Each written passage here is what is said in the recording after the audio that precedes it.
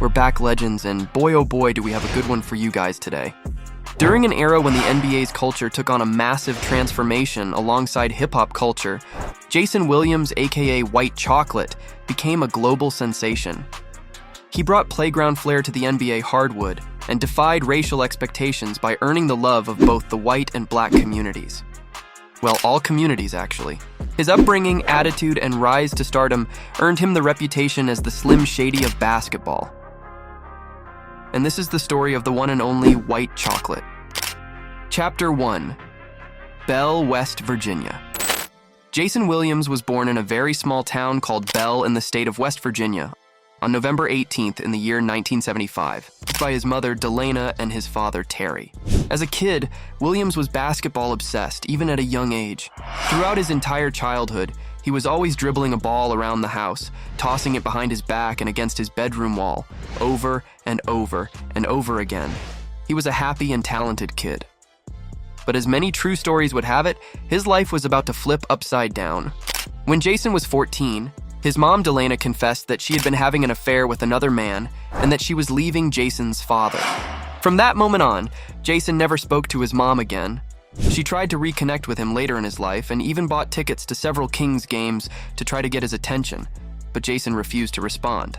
The breakup brought Jason a lot of pain, and the basketball court was his place of solace. However, Bell was a quiet and predominantly white town, without much basketball talent to speak of. Jason needed to seek out other talented players he could practice with. To find that, he had to walk down to an equally small town only blocks away, called Rand.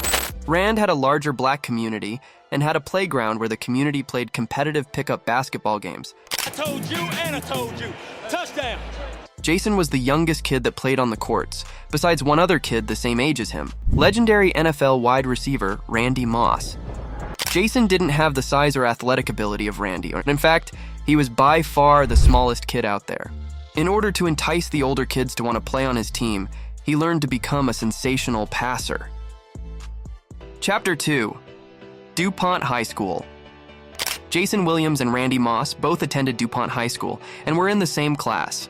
Together, they put on a show unlike any other that the district had ever seen. Both were dual sport phenoms, and on the football field, Jason Williams played quarterback and Randy Moss did everything else. Of course, including playing wide receiver. When it came to play calling, Williams didn't want to go short. Instead, he constantly launched the ball as high and far as he could and allowed Randy Moss to go up and get it, which he did practically every time. One year, Williams actually won the state of West Virginia Football Player of the Year award, but he knew that he didn't deserve it. The truth was that the gridiron was Randy Moss's domain, and Jason was much more focused on playing basketball, which the duo also dominated. Jason's dad, Terry Williams, worked at Dupont High School and also lived on the campus with Jason. So Jason grew up having his own set of keys to the school gym, and Dupont's gym was where Jason developed into a basketball player, unlike any other in history. He'd go to the gym late at night and worked for numerous hours on his ball handling, passing, and shooting. Basketball was Jason's full-time obsession. Throughout his entire career, Jason faced plenty of doubters for various reasons: his size, his attitude, his playing style.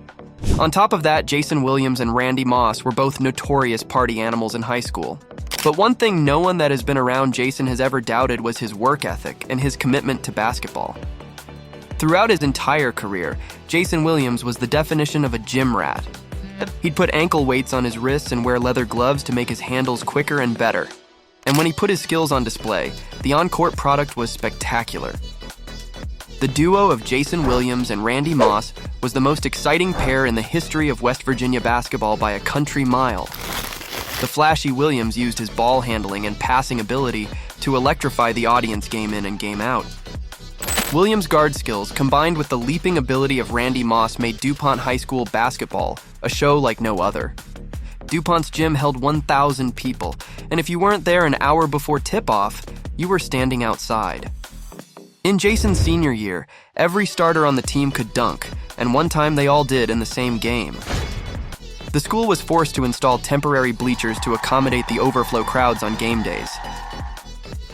Chapter 3. Recruitment. Williams' talent didn't go unnoticed by college recruiters. One coach who particularly loved his game was Billy Donovan, who was the assistant coach for Kentucky during Williams' junior year in college. However, Kentucky landed highly touted point guard Jason Kidd, and therefore opted not to offer Williams a scholarship. In wake of the news about Kentucky, Jason Williams committed to Rick Barnes at Providence University. But Rick Barnes left the program after getting the coaching job at Clemson, so Jason reconsidered his decision and ultimately backed out. Instead, Williams decided to go to Fork Union Military Academy in Virginia. But his time at the academy was short-lived. After just 3 days at the academy, Williams failed a vocabulary quiz and decided it wasn't the right fit for him. At the suggestion of his father, Jason explored other options. He reconnected with Billy Donovan, who had taken over the head coaching job at Division II Marshall University in West Virginia, and decided that the program was a better fit. Before we get into Jason Williams' college and professional basketball career, we need you to like this video and subscribe to Legends Media. It really helps the channel out to keep on bringing you the most inspiring and comprehensive videos about all your favorite athletes. Chapter 4: College Career.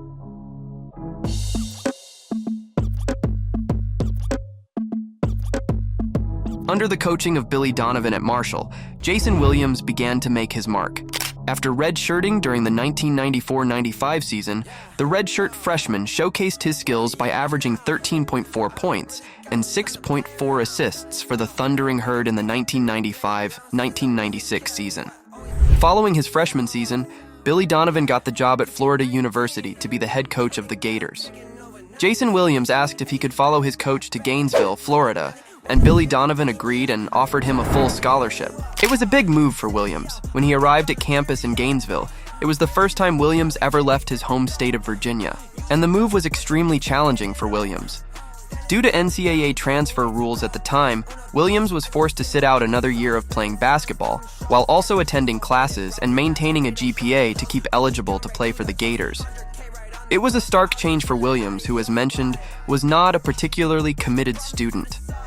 At first, his marks were all below the threshold, and Williams considered dropping out of school and heading back home to Virginia. But Billy Donovan talked him out of it. It would have meant the end of Williams' basketball career, which had too much potential to drop. So Billy Donovan contacted Williams' professors and told them to contact him if Williams ever missed a class or failed to submit an assignment. And he made a rule that every time he got bad news, Williams had to show up to the gym at 6 a.m. After about a week straight of showing up to the gym at 6, Williams asked his coach if he could just show up and run every morning, instead of attending classes. Obviously, that wasn't an option. Eventually, Williams pulled up his socks academically and managed to pass his classes, which made him eligible to play for the Gators the following season. Once Williams was eligible to play, he showed the country that he was a legitimate prospect. But his skills were still often overshadowed by off-court issues. Partway through the season, Williams failed a drug test and was suspended by the team. Upon his return, Williams led the Gators to an 86-78 upset of the Kentucky Wildcats in Lexington, the program that had previously passed on him. His wicked ball handling skills, seemingly impossible behind the back passes, and lights-out shooting brought fans out of their seats. Many compared him to another SEC legend, Pete Maravich. It could be argued that no player in history took street ball flair to the formal hardwood like Jason Williams did. He was the hottest thing in college ball. But with his name quickly rising up draft boards, Williams once again tested positive for marijuana. It was the second time that season, and he was kicked off the team. His career at Florida lasted just 20 games, and after getting kicked off the team, Williams opted not to finish his classes either. Chapter 5: NBA Draft. After his embarrassing finish to his college career, Jason Williams found himself at rock bottom. He realized he didn't just let himself down. He let those that believed in him down, too. He apologized to both Billy Donovan, his father, and his college teammates for his poor decisions. Jason chose to keep on going. In preparation for the draft, he moved in with Orlando Magic player Nick Anderson. He intensified his workout schedule and actively engaged in training sessions with established NBA players. This effort was aimed at improving his skills and proving himself as a worthy prospect in the upcoming draft. During these workouts, scouts had the opportunity to witness Jason Williams on the court, facing off against professional players.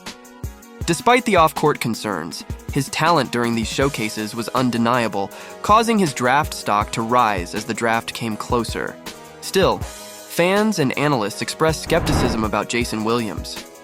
His decision-making both on and off the court came under scrutiny, and he was perceived by some as a street ball player whose style wouldn't translate well at the NBA level.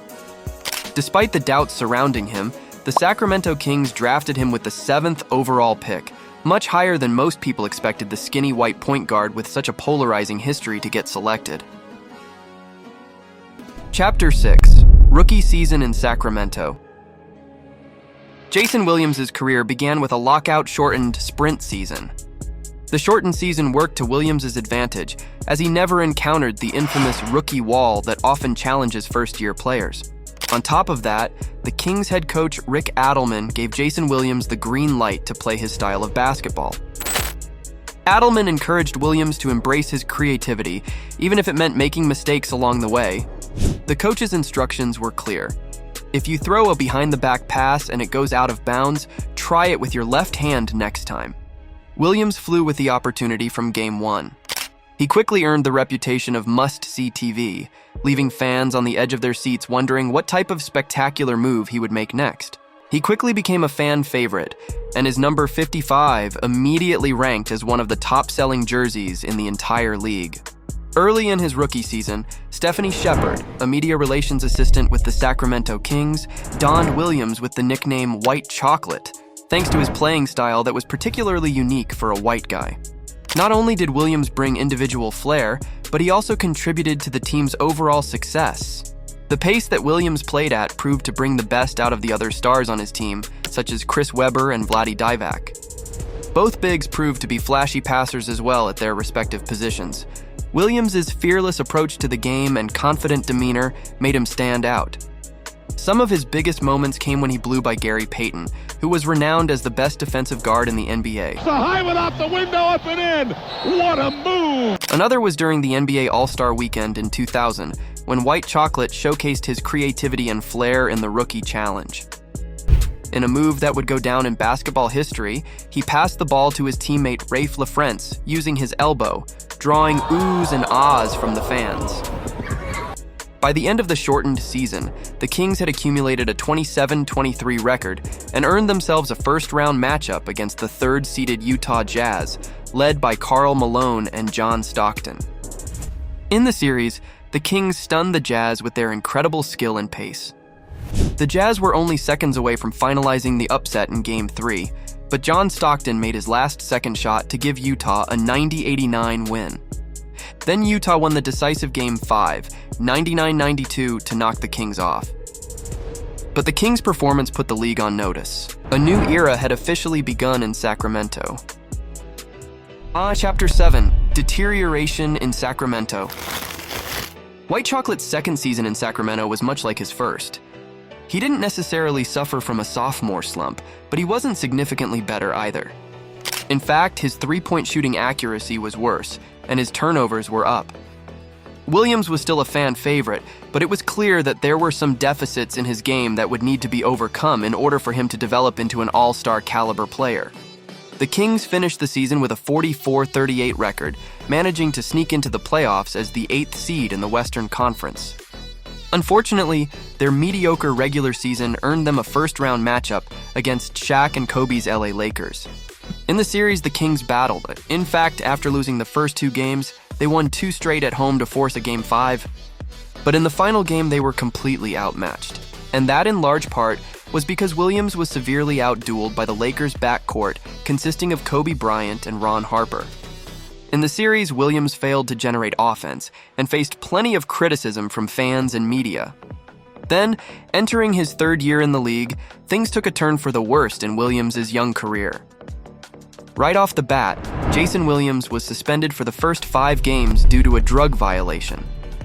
The suspension didn't only prove to be an obstacle that kept him from developing early chemistry with his teammates, it also tarnished his public reputation. If any NBA fans weren't aware of Williams' drug-related issues from his college days, they sure as well were after his suspension. The media publicly roasted him and questioned his character. At the time, Williams was one of the most popular players in the league. When he was finally able to return to the court, the Kings elevated their play to a whole new level. The Kings won 11 of their first 13 games, with Williams back on the court. But just when it seemed like the media was ready to put the drug suspension in the rear view and start focusing solely on the Kings' spectacular brand of basketball, White Chocolate screwed up again. And bad. During a road game against the Warriors, Williams was accused of making racial and homophobic slurs directed at 2 Asian men and a white man who were sitting with a Vietnamese woman in the crowd. To be exact, these are the accusations on public record, not our words. Williams called the fans, quote, slant-eyed mother F-air, and claimed, "I will shoot all you Asian mother F-airs. Do you remember the Vietnam War? I'll kill y'all just like that." Then, Williams pretended with his hands to shoot a machine gun and imitated the sound the weapon made. The incident resulted in a $15,000 fine, and Nike, in response to the controversy, canceled a planned advertising campaign featuring Williams, citing concerns about the impact on their brand. Amidst the controversies, the Kings continued to play outstanding basketball. The team was still led by their dynamic front court combo of Chris Webber and Value Divac, but also got major contributions from big-time ballers throughout the entire lineup. Peja Stojakovic and Doug Christie could knock them down like clockwork, and the team even featured a ridiculously skilled 6'10" rookie named Hedo Turkoglu coming off the bench. They finished the 2000-01 season with the best offense in the entire league, with the second fastest pace of play. I mean, the Kings were probably the most exciting team to watch in the entire NBA, and Williams was definitely a big part of that, but the truth is that the team's added success was less because of Jason Williams' improvements, and more so because the Kings began hedging their Jason Williams bets as the season progressed. In fact, Williams' minutes and accumulative numbers all took a significant step backwards during his third year in the league, despite his team's rise to contender status. Other guards such as Doug Christie and Bobby Jackson took some of the ball handling load from Williams. By playoff time, the Kings had the third best record in the West and were matched up against the Phoenix Suns in the first round. In the series, the Kings were lights out, defeating Phoenix in 4 games, and Williams was nasty, displaying skills that set the crowd on fire. But fans couldn't help but notice that his minutes were even further reduced from the regular season. So much so that in the series, he split point guard duties 50-50 with Bobby Jackson. The win finally sent the Kings to the second round of the playoffs, where they got a chance to redeem themselves against the Lakers, but they failed miserably. In the highly anticipated series, the Lakers laid an old-school barnyard beatdown on Sacramento. A clean 4-game sweep, and most of the games weren't even particularly close. On top of that, Jason Williams stunk it up in just about every facet of the game. On defense, he was Swiss cheese, and he couldn't hit a jump shot to save his life. In the series, Williams was so ineffective that Rick Adelman opted to give Bobby Jackson more minutes at point guard in the series, despite Williams being the team's starter. And that series proved to be the end of Jason Williams' career as a Sacramento King. When mentioning flashy point guards of this era, one player that comes to all of our minds is Allen Iverson. This video might not be about him, but we did make a similar video all about Iverson and his impact only a few months ago. So if you're interested, feel free to check that one out, but let's not get too sidetracked. Chapter 8, Memphis Grizzlies. The ensuing off-season, Jason Williams was traded to the Grizzlies in a deal that sent Mike Bibby to the Kings. Jason Williams was devastated to be leaving Sacramento, a place he had grown attached to and helped build into a contender. Vancouver at the time was the 4th worst team in the league and was in the midst of relocating to Memphis. On the other hand, Sacramento was a legitimate title contender and immediately became even better with Mike Bibby, who was a perfect fit for the team. But the truth is that even though Williams was disappointed with the trade, it may have been a blessing in disguise. Moving from one of the best teams in the league to a small market franchise allowed Williams to step out of the public eye and focus on honing his skills on the basketball court. At first, it looked like the Grizzlies were going to have to deal with more of White Chocolate's off-the-floor antics. During the early years in Memphis, the team struggled on the court, and Williams publicly criticized his own team, stating that they were the worst in the league in an interview. This led to a fine and suspension imposed by Jerry West, the team's executive. Williams was also forced to apologize to his teammates, which he agreed to do, just in a very White Chocolate kind of way. Instead of apologizing, he made a speech about how the team do suck, but that it's just as much his fault as it is anyone else's. But as time passed, Williams played a crucial role in building the team's culture and became a fan favorite in Memphis. Even more importantly, he rebuilt his game to become a more reliable point guard. His improved play was largely thanks to Grizzlies coach Hubie Brown. Williams initially worried that Brown would be an old-school and boring coach who would try to limit his creativity on the court. Instead, he was pleasantly surprised when Brown allowed him to be himself. Eventually, the team started playing stellar basketball and achieved their first ever playoff appearance in their third season as a franchise, before getting swept by the Spurs. Williams played a pivotal role in this process, proving to be a reliable veteran with lower turnover rates and higher efficiencies. Despite potentially fewer jersey sales and a less flashy style, Williams demonstrated his value as a mature and dependable player. And there was evidence that he was maturing off the court as well. In 2003, Williams co-founded the We Will Foundation with Dr. Bob Wallace of the UT Medical Group. The charitable foundation aimed to benefit children facing treatment for craniofacial deformities. Williams also frequently visited St. Jude Children's Hospital in Memphis because he loved brightening the faces of the children he encountered. It wasn't a publicity stunt. Williams tried to make private visits in order not to get hounded by the media during his time with the kids.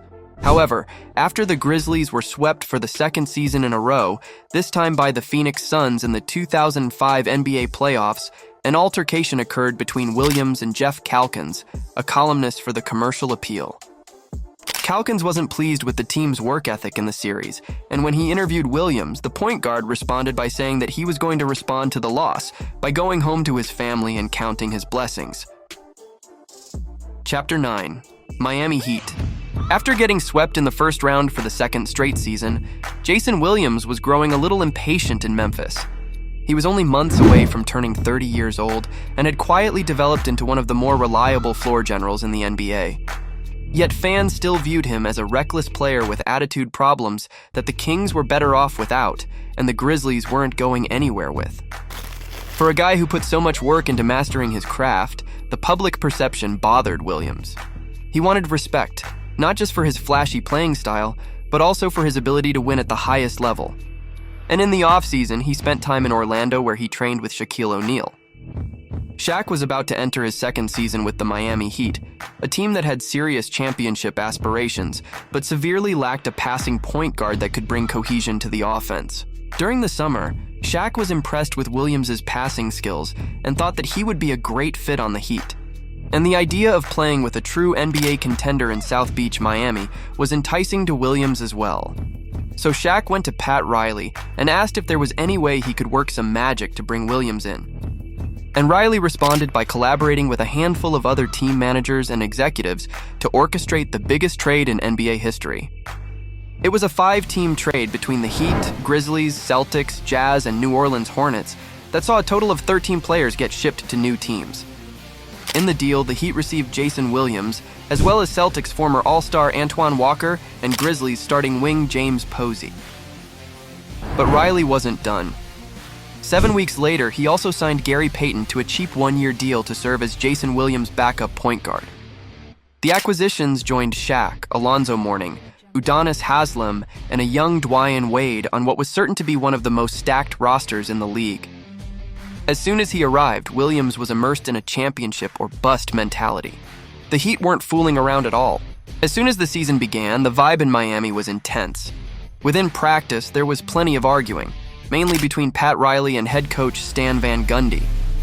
And even though the previous season Van Gundy led the team to Game 7 of the conference finals, he left in early December and Pat Riley took over as the team's head coach. There are contradicting reports regarding why Van Gundy left in December. If you ask Shaq, he'd say that Pat Riley gave him the boot and wanted to take control of the roster. But if you ask Stan, he'd say that it was his decision to leave. Either way, as soon as Pat Riley stepped in as coach, the expectation was for the Heat to live in the gym and work harder than any team in the league. For some players on the team, it was a tough adjustment, but for Williams it was natural, making him an ideal fit within the team's culture. And Williams' work paid off on the court. In his first season with the Heat, he started almost every game. He was healthy and was the team's third highest scorer and second highest assists contributor. He also put up the best shooting season of his entire career. The Heat rolled into the playoffs with a 52-30 record, making them the second seed in the Eastern Conference. In the first round, they matched up against the Bulls, whom they overwhelmed with dominant play on both ends of the floor, en route to a 6-game series victory. They kept building off that momentum in the second round, where they defeated the third-seeded New Jersey Nets in just 5 games. The win sent them to the conference finals, where they were matchup up against none other than the top-seeded Detroit Pistons. The Pistons had knocked the Heat out in the conference finals the previous season before losing to the Spurs in a hard-fought 7-game series. Had they beat the Spurs, it would have spelt back-to-back titles in Detroit.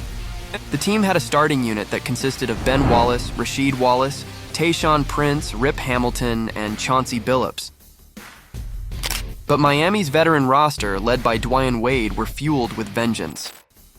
The series went back and forth heading into Game 6, with Miami holding a 3-2 series lead. Williams, who had been solid through the playoffs, had struggled in the series, battling with Chauncey Billups. But in Game 6, Williams stepped and had the biggest game of his entire life. Williams knocks down a 3. 8 for 8 from the field. He hit every one of his first 10 shots in the game. At the end of the game, White Chocolate accumulated 21 points, on 10 of 12 shooting with 6 assists and only 1 turnover. The game was proof that Williams was a true winner, capable of stepping up when it mattered most. Thanks largely to Williams, the Heat overthrew the Pistons with a 95-78 win and punched their ticket to the NBA Finals, where they faced Dirk Nowitzki and the Dallas Mavericks.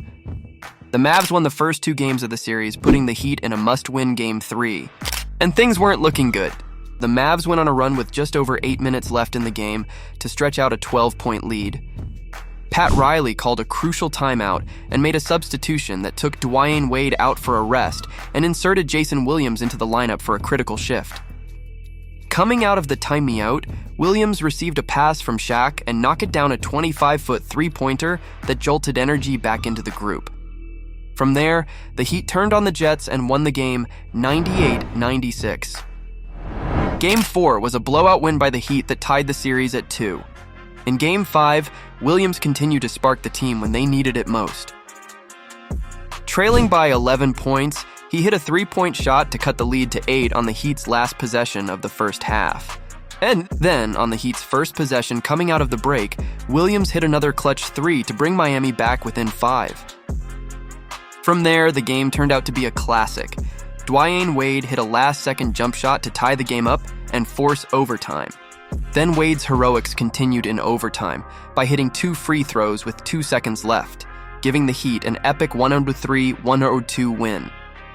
Finally, the Heat once again won a battle in Game 6 by a score of 95-92 to win the franchise's first-ever championship. Jason Williams, once faced with setbacks and controversies, had now achieved the pinnacle of success in the NBA. Not bad for a white skinny kid from Bell, West Virginia. Chapter 10. Final years and NBA retirement.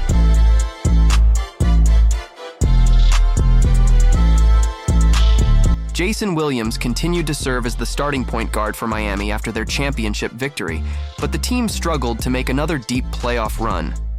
Injuries to his foot and knee began to take a toll, slowing him down during his final 2 seasons with the Heat. Despite the challenges, Williams remained committed to the game. After initially retiring for a season, Jason Williams made a surprising return to the NBA. He signed with the Orlando Magic, reuniting with Stan Van Gundy, his former coach in Miami. During his stint with the Orlando Magic, Williams played in all 82 regular season games, making 18 starts when Jameer Nelson was injured. He also contributed in all 14 of the team's playoff games as they advanced to the Eastern Conference Finals, before ultimately losing to the Boston Celtics in 6 games. Despite not securing another championship, Williams played a key role in the Magic's impressive playoff run. Following the run, Williams re-signed with the Magic, but surgery unfortunately led to a diminished role on the team. After that, he signed a 1-year deal with the Memphis Grizzlies to close out his career. The decision to end his playing days in Memphis held sentimental value, as it was a city where he had transformed himself from a street ball sensation into a true professional earlier in his career.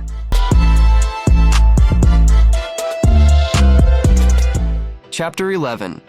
impact, and legacy. Jason Williams was a true trailblazer in basketball. He brought a playground flair to the NBA, defying traditional norms. His on-court persona exuded a sense of individuality and creativity that resonated with fans from all backgrounds. Williams' daring approach helped pave the way for a new era of players like Kyrie Irving, Stephen Curry, and LaMelo Ball. And his transformation serves as an inspiration to troubled youth and young athletes. Well, that's all the time we have. If you haven't yet, hit the like button and subscribe to our channel as we continue to grow in popularity. I love when you count me out. Fuck it up, fuck it up, fuck it up, fuck it up, fucking it. Because I assure you, we've got more great stories on the horizon. And feel free to make requests in the comments section. We do read them. We take you guys seriously and want to make videos about players that you legends are most interested in.